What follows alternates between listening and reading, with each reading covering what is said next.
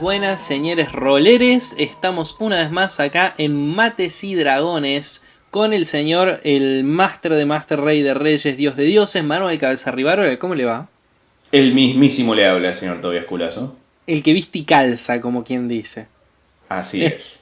Bueno, y yo soy el señor Tobías Culazo y estamos acá en un nuevo episodio en Cuarentenados. Me olvidé de chequear el número de episodio que es, pero arriesgo el 24. Muy bien, arriesgaste y le pegaste. Estamos en el episodio número 24 de Mates y Dragones, así es, qué bien, qué bien. Bien ahí, Tobias, estoy muy orgulloso de vos. Oh, muchas gracias, era todo lo que necesitaba. ¿Cuántos puntos de experiencia gané? 3. Ok, ok, gracias. Bueno, en este episodio, de alguna manera revisando lo que veníamos haciendo con Mates y Dragones, un poco que ya sabíamos y otro poco que corroboramos, que había mucho contenido, mucho material, mucho capítulo para encuentros, batallas, para enfrentamientos, mecánicas de cómo trabajar en eso, cómo narrar esas situaciones. Pero un juego de rol no es solamente cagarse a palos con los bichos que el máster tira. O sí. Lo dijo, lo dijo. Queríamos hacer un episodio sobre los otros tipos de enfrentamientos, los otros tipos de juego que puede haber. Y particularmente este episodio queremos hacerlo sobre misterios y ese tipo de misiones. Cabeza, Exactamente. ¿por qué se te ocurrió que era interesante hacer un episodio entero sobre esto? Y porque creo que hay mucho para decir. Creo que es un tipo de aventura, la búsqueda del misterio, ya sea un misterio de asesinato, un robo, digamos, lo que tengan en común el tener que seguir pistas para llegar a la respuesta de una pregunta. Creo que es un tipo de aventura que muchos máster eventualmente quieren implementar, quieren meter en su mundo, quieren probar, mojar los dedos en ese tipo de aventura eventualmente. Así que me parece muy correcto que nosotros, que somos hermosos expertos en lo que hablamos claramente y nunca nos equivocamos, agreguemos nuestro pequeño granito de arena a esa discusión. Me parece perfecto. Entonces, para ser práctico, vamos desde el comienzo. ¿Cuáles son las principales herramientas que un máster tiene que tener en cuenta a la hora de tratar de desarrollar una aventura de misterio? Bien, primero yo creo que la salsa en la que se cocina toda la aventura de misterio va a ser tu forma de presentar el ambiente, las pistas, los sospechosos, lo que sea, tu forma de narrarlo literalmente a tus jugadores.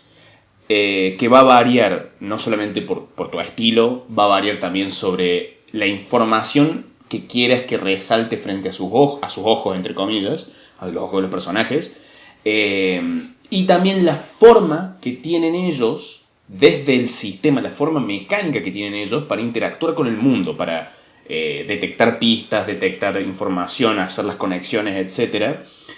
Son todas cosas que tenés que tener en cuenta a la hora de vos como máster narrar. Che, llegan a la escena del crimen, ven esto, esto, esto, es así, así, así.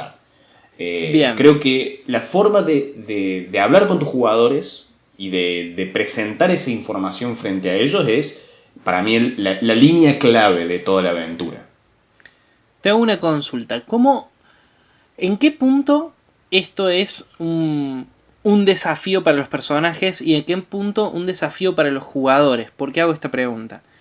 Porque en el caso de que estemos buscando pistas, hay una manera muy poco entretenida, pero igual de válida de hacerlo, que es rolear percepción y ves esto y esto. ¿Cómo, cómo equilibras esa posibilidad que tiene el jugador con mantener el misterio y generar un desafío para el jugador? Bien, sí, es un muy buen punto y un punto muy grande para atacar, así que vamos por partes. Primero, a diferencia de desafíos de combate o desafíos quizás de trepar, desafíos físicos dentro del mundo, El desafío de resolver un misterio creo que debe ser un desafío más para los jugadores que para sus personajes. De la misma forma que los acertijos son en realidad desafíos para los jugadores, no son desafíos para los personajes.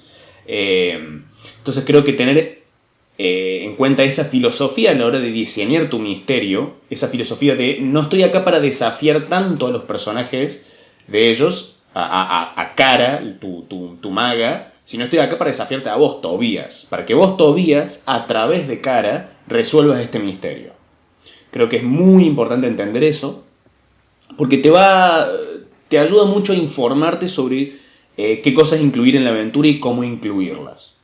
Y ya más a la parte más mecánica, creo que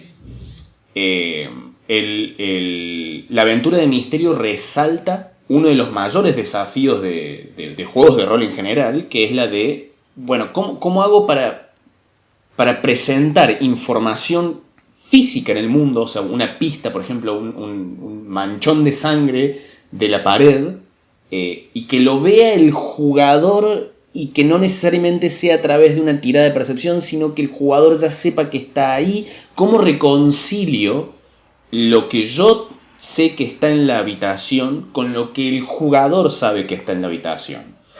Y creo que ahí se hace una gran diferencia entre la tirada de percepción y la tirada de investigación, poniendo como ejemplo a Calabozos y Dragones, pero muchos sistemas tienen alguna variación de esos dos elementos. Yo diría que no tener miedo a apoyarse mucho más en las tiradas de percepción para detectar cosas que quizás los jugadores no tengan tanto en cuenta, por el simple hecho de que los jugadores no están ahí en la habitación donde está el cadáver. Claro. Sus personajes están ahí. Entonces, no tener miedo a dejar que el sistema se ocupa de la interfaz entre el jugador y el ambiente, pero tener mucho más cuidado a la hora de hacer las tiradas de investigación, por ejemplo. Que ahí vamos a ver cuánta información van a revelarle estas pistas a los jugadores. Exactamente. Sí. Aún así, el punto que evitaría es dejar la resolución del misterio a una tirada. Porque la idea, la gracia, es que vos te sientas un detective. Y eso realmente no se puede lograr del todo si se resuelve solamente con una tirada. A lo sumo, una tirada de investigación te ayuda a hacer ciertas conexiones, esclarecer ciertas pistas, pero no te ayuda como a identificar las piezas del rompecabezas, pero no a conectarlas. Claro, podés saber que la sangre no es tan fresca, pero tampoco podés identificar si es de la víctima o del victimario, por ejemplo. Claro, por ahí va la mano, exactamente. Ok. O sea, podés resolver una parte, no todo, con una tirada de investigación. Sí, digamos, no es que no podés, sino para mí derrota el objetivo de lo que estás intentando hacer, que los jugadores se sientan detectives. Perfecto. Hay una cuestión a la hora de crear estas aventuras, que es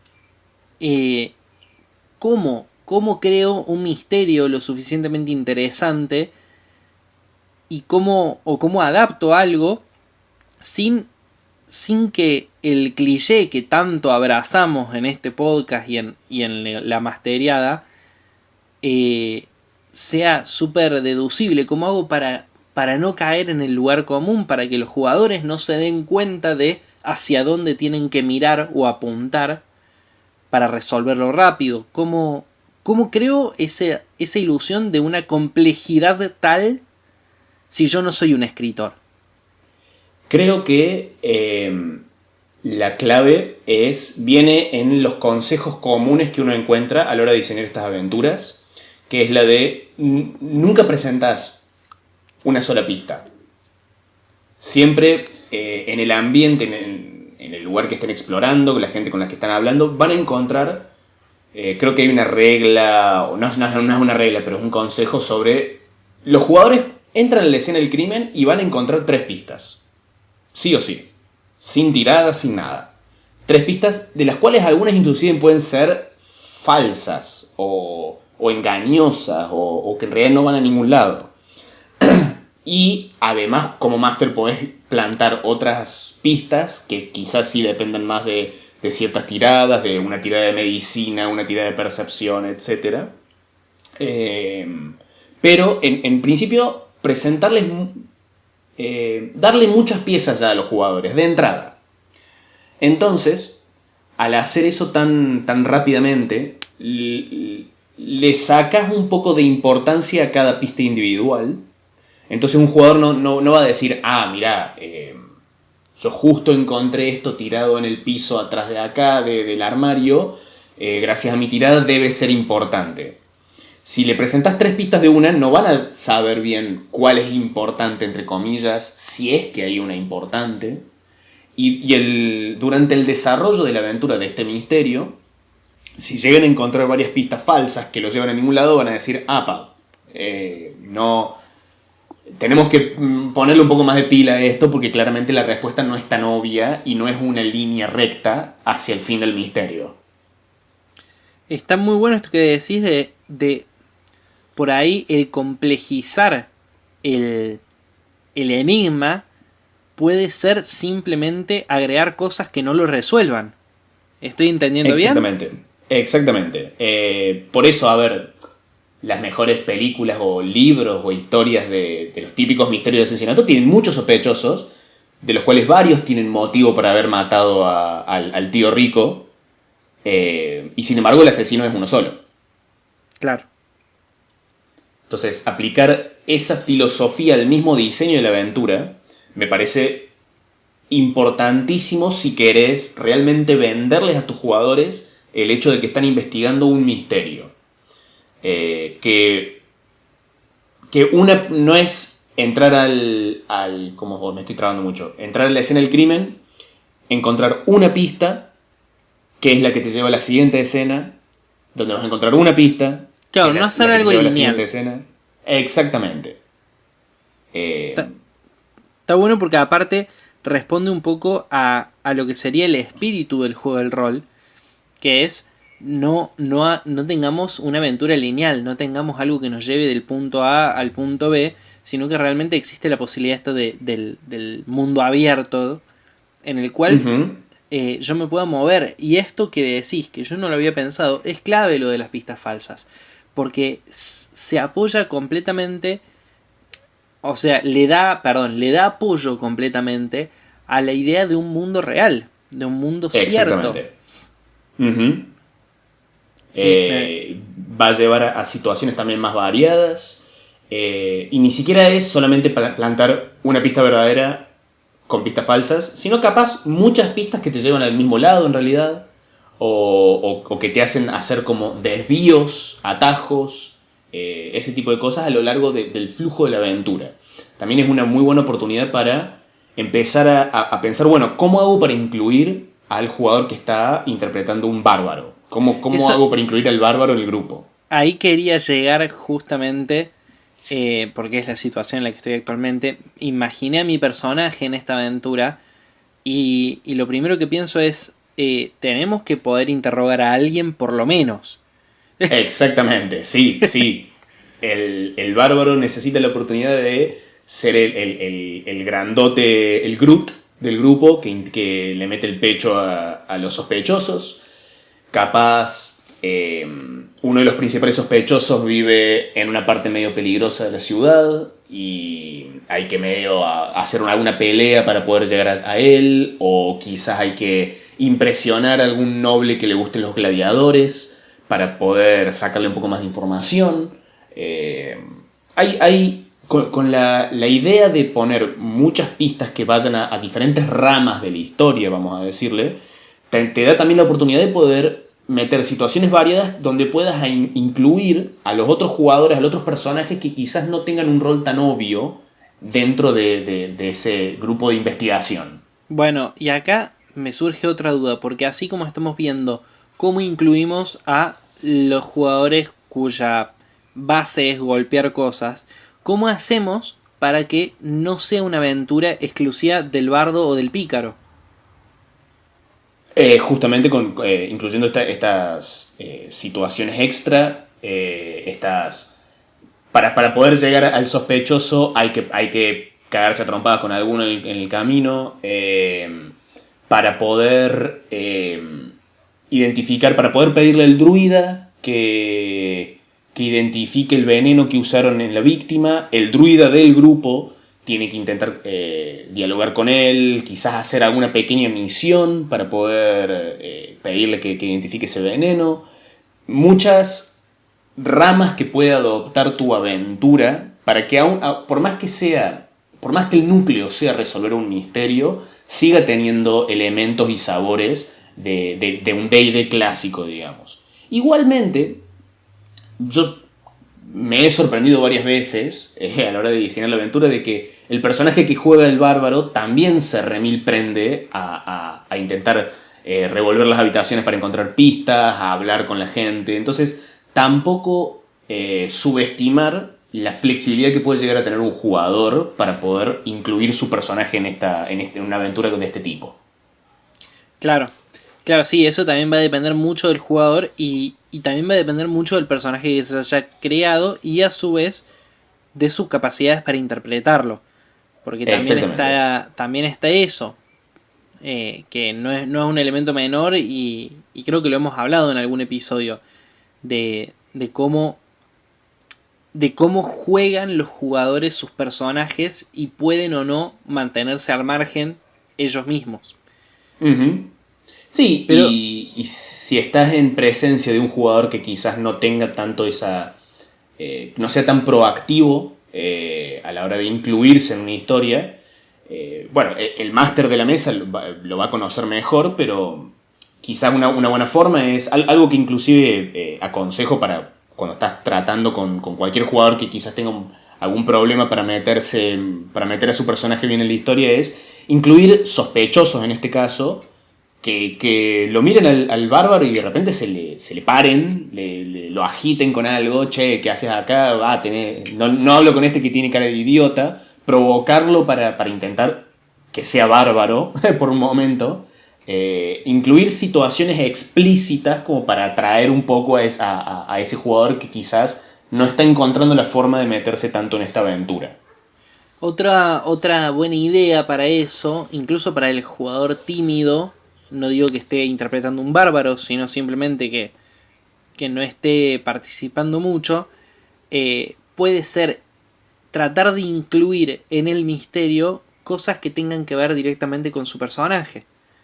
Uh-huh. Sí, también. Algo que tenga que ver o con su historia o con lo que sea. De repente, si querés hacer que se inmiscuyan más, bueno, no sé, en la escena del crimen encuentra una carta con el escudo de su familia.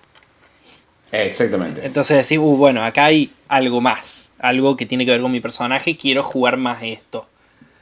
El bartender que vio el sospechoso es primo, hermano del personaje, entonces él mismo tiene que ir a hablar con él.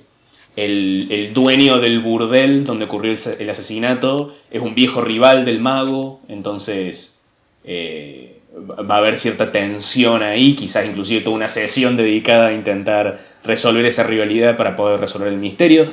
Dejar que las situaciones interesantes y los encuentros interesantes no vengan solamente de llego a la escena del crimen, la revisemos, vamos a la siguiente escena del crimen, y así sucesivamente. Implementar uno mismo como máster en la aventura situaciones más variadas también. Situaciones de persecución, situaciones de una interrogación un poco quizás violenta, intentar seducir a la que crees que es la sospechosa o el sospechoso. Algo que está muy bueno también es dejar puertitas abiertas. Yo tengo, por ejemplo, el recuerdo de una partida en la cual vi una situación de apriete económico, intenté preguntar qué onda, nosotros te podemos ayudar, qué sé yo, y nadie me respondió nada. Entonces es como, bueno, acá hay un misterio, no sé cómo encararlo. Y esa duda también está buena y también empuja a los jugadores a crear sus propias aventuras. Exactamente. Un consejo que yo doy siempre cuando un máster quiere quizás meter un tipo de aventura que no sea la misma que en la que están habituados sus jugadores, como por ejemplo de repente quiere hacer un misterio de asesinato en medio de la campaña.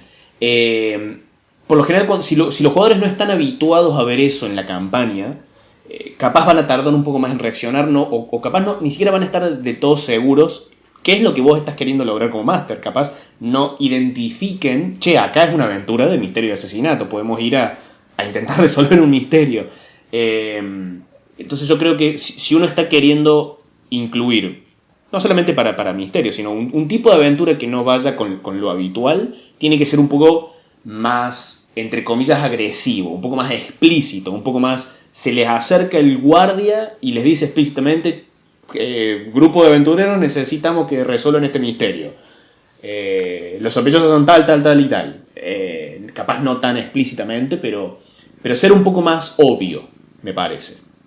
No, sí, es claro que aparte muchas veces el jugador no interpreta lo que el máster está queriendo hacer. Uh-huh. Y la verdad que no está mal plantearlo así. De hecho, uno siempre tiene miedo como máster de ser muy explícito, de ser muy directo, de que caiga alguien a imponer una misión. Pero es algo que no lo pensás cuando masterías, pero te das cuenta cuando sos jugador.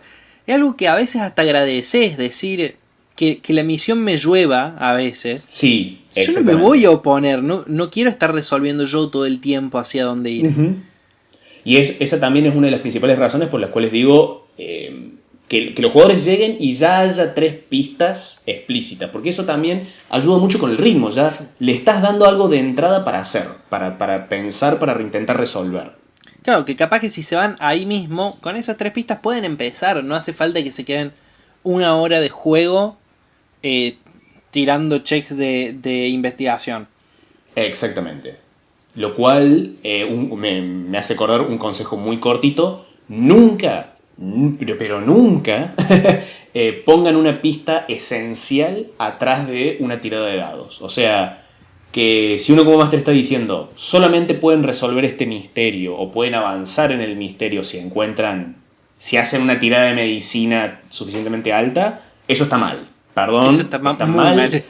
Porque puede suceder que no lo logren. Y entonces que se te traba toda la aventura solamente porque no tuvieron suerte con los dados. Y esa Tal cual. no me parece la esencia del juego. No está mal que haya ciertas pistas que sí estén detrás de esas tiradas, pero que no sea, no sea esencial tener que tener buenas tiradas de dados para poder avanzar con el misterio. De nuevo, se trata de un desafío, como aclarabas al principio, para los jugadores, no para los personajes. Exactamente, Y los, exactamente. y los jugadores no tienen dados en su cabeza, no todos por lo menos. ¿Puedo, ¿Puedo confesarte algo todavía de nuestra partida? Dale. La que quedó en la nada. Yo me había puesto a plantar semillas para un misterio de asesinato Ajá. que lamentablemente nunca se dio, pero digamos, literalmente debajo del pueblo en el que ustedes siempre estaban, debajo del pueblo de Chamont, Sí. había una criatura de muchos años que se dedicaba a cada tantos años matar a alguna persona del pueblo, pero lo que sucedía es que si la mataba, además destruía el recuerdo de esa persona en el pueblo. No, Entonces nadie culiado. ni siquiera sabía, identificaba que alguien se había muerto. Y no sé si te acordás, pero a uno de los... Toda esta confesión que me lo estoy guardando hace tanto tiempo. Dios mío. No Ay, sé si te Dios. acordás que Thordek, Sí. el personaje de Ana, sí, el personaje de Ana, estaba caminando una noche por el pueblo y se le aparece una especie de fantasma espectro. No Sí. sé si recuerdas eso. Sí, me Bueno, acuerdo. ese era una víctima de esta criatura. No, chabón. Y que gracias a Ay, a la luna oscura había podido aparecer ahí ese flashback, digamos. exactamente. Es muy bueno porque aparte es como una especie de It, ¿no? Sí, muy inspirado en It y muy inspirado en una criatura que leí en un manual de monstruos de Homebrew, que es una criatura que tiene esa habilidad de matar a alguien y desaparece toda evidencia de ese ser en el universo casi. Eso me pareció muy interesante y entonces lo quise empezar a implementar. ¡Qué buen ¡Maldita sea! ¡No puedo proseguir! ¡Qué buen misterio hubiese sido aparte! Porque es muy difícil de resolver. Porque no hay data. Exactamente. Y la idea era... ¿Vas a quemar todas tus cartas ahora? Sí. No, la idea era capaz empezar en algún momento cuando ya estén en eso activamente, quizás empezar a notar cosas como gente viviendo en casas bastante más grandes de lo que... O sea, una persona viviendo en una casa con habitación matrimonial, con una habitación para chicos, pero que donde no hay nadie y nunca hubo nadie. Ese tipo de inconsistencias, digamos. Culiado. Se lo tiro ahí para que alguien me lo robe, carajo, y me diga cómo le va. Qué buena idea. Tacho, ¿eh? Pero volviendo un poco y ya hablando más específicamente de Calabozos y Dragones, también me gustaría hablar un poco de la gran diferencia que hay hacer una aventura de misterio en un juego como Calabozos y Dragones y en un juego como Cthulhu, que es, en Calabozos y Dragones, en un nivel no demasiado alto, los jugadores ya tienen un conjuro con el que pueden, por ejemplo, hablar con un muerto y hacerle preguntas. Tienen conjuros de divinación que le pueden preguntar a un dios, che, el asesino es tal, y el dios le puede contestar sí o no. Entonces, ¿cómo hacer para tener en cuenta todas esas grandes fuentes y potenciales fuentes de información que pueden tener los jugadores, que en un misterio normal básicamente te lo pueden resolver en un descanso largo? Claro. Bueno, ¿y cómo se hace? Primero, siempre los misterios de asesinato para mí son...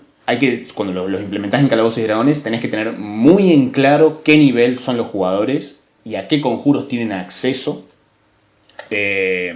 Porque eso obviamente te va a hacer diseñar la aventura de otra forma. Porque sí, digamos, si los jugadores le pueden hacer preguntas al cadáver y la víctima vio al asesino y lo reconoció, le pueden preguntar al cadáver, che, ¿quién te mató? Me mató Tobías, que se fue corriendo. Así que bueno, listo, misterio resuelto. Entonces empezar a decir cosas, bueno, si ese es el caso y yo realmente quiero que esto sea un misterio interesante, bueno, la víctima no vio al asesino, quizás se tomó algo, una copa envenenada, entonces nunca vio quién le puso el veneno en esa copa. Capaz el cadáver no está, capaz en realidad no se sabe si murió la víctima, sino simplemente fue secuestrada.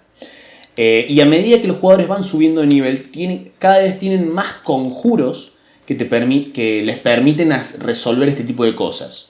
Ya llega un punto prácticamente, yo diría a partir de, no sé, nivel 11, que ya es extremadamente difícil hacer un buen misterio de asesinato. Entonces, o sea, veo misterio en general. Claro, por un lado diría, capaz es mejor aplicarlos, implementarlos en niveles más bajos, pero si está frente a la situación que un jugador tiene un conjuro poderosísimo como divinación, creo que es, no me acuerdo bien cómo se llama el conjuro, pero es un conjuro que te permite hacer ciertas preguntas de sí o no y te van a contestar objetivamente. Capaz ahí sí ser un poco más rata con las pistas, porque mientras menos pistas y menos descriptivos es un crimen, menos preguntas vas a tener para hacer, porque no vas a tener tan en claro ni siquiera qué poder preguntar sobre ese misterio. Claro. Entonces, a medida que sabes que tus jugadores tienen acceso a estos conjuros que les regalan información, básicamente, bueno, sí ser un poco más estricto con la forma de darles la información del crimen. Entonces, algo a siempre tener en cuenta es, bueno, en qué nivel de información están mis jugadores en cualquier momento. Claro, ¿a cuánto pueden acceder? Exactamente. Una cosa que me gustaría comentar siempre recomendando fuentes de inspiración, como recién notaron en la maravillosa historia que había preparado Cabeza. Vos te podés inspirar en un montón de cosas. Podés agarrar desde leer los manuales de monstruos, te dan ideas. Leer la descripción, digamos, de los monstruos. Vos, un misterio estándar de nivel 1, leete la descripción del doppelganger y ahí ya hay un misterio para resolver. Sí, completamente.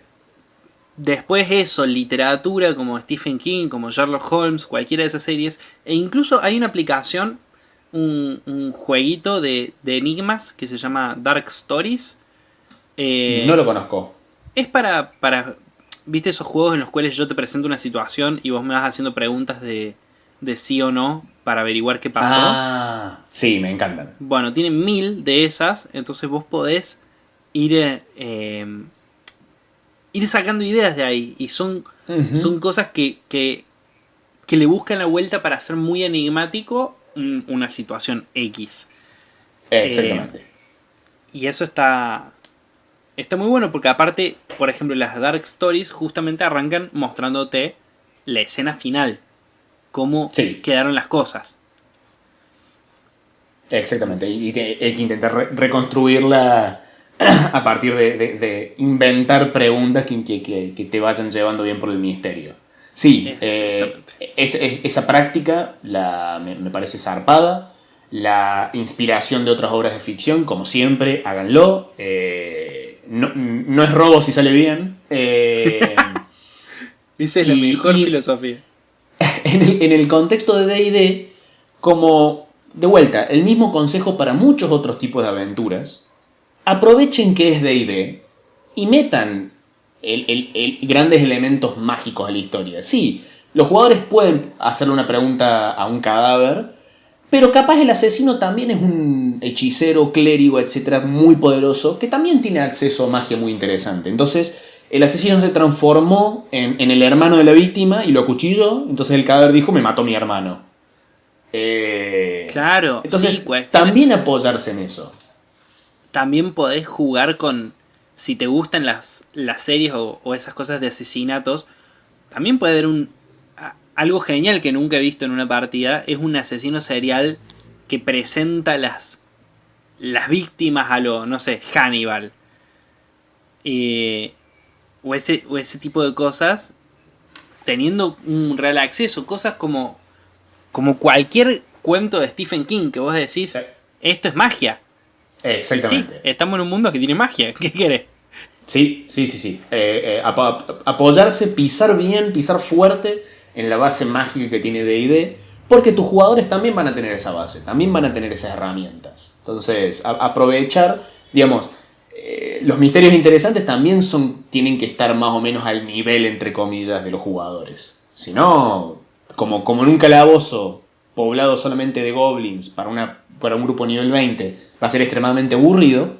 Depende como lo dicen, pero se entiende el ejemplo. Lo mismo sucede con las aventuras de misterio, digamos. Hay ciertos elementos que los jugadores van a pasar más y más y más fácilmente porque van a tener más y más herramientas a medida que suben de nivel. Bien. ¿Algo más que agregar, Cabeza, o cerramos aquí? Me siento cómodo con cerrar acá. Me parece bien que te sientas cómodo, yo también me siento cómodo. Así que acá está el final del episodio número 24, ¿dije?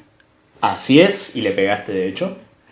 Número 24 de Mates y Dragones. Por favor, acuérdense de seguirnos en Instagram como Mates y Dragones. Ahí está nuestro Discord al cual se pueden sumar. Si tienen ganas de pagarnos por esto que hacemos, les parece muy genial y además quieren un beneficio extra porque son goloses, pueden ir a patreon.com/Mates y Dragones y ahí van a ver las diferentes categorías y modos en los que pueden aportar y ayudar a esta causa de hablar de rol. Es una causa, exactamente, ¿no? Yo diría que sí, es nuestra misión. Bueno, y además quiero recomendarles fuerte un podcast que hacemos con Cabeza que poco tiene que ver con salvo que son los mismos dos conductores, que se llama El Sistema Digestivo, en el cual... ¿de qué dirías que se trata ese podcast? Es un podcast sobre nuestra crítica a la sociedad desde un punto de vista de gente que no sabe lo que habla. Me parece lo más acertado que he escuchado alguna vez sobre ese podcast. Sí, Y sí. además voy a hacer un poquito de spam personal. Tengo un nuevo canal de YouTube que se llama Un Pelado Hablando de Cine, en el cual, nada, hablo de cine. Así es. Spoiler alert. Bueno, gente, nos vemos la semana que viene con más mates y dragones y todo eso que les dije recién. Nos vemos, cabeza, te quiero. Nos vemos todavía, yo también te quiero. Chau, chau. Adiós.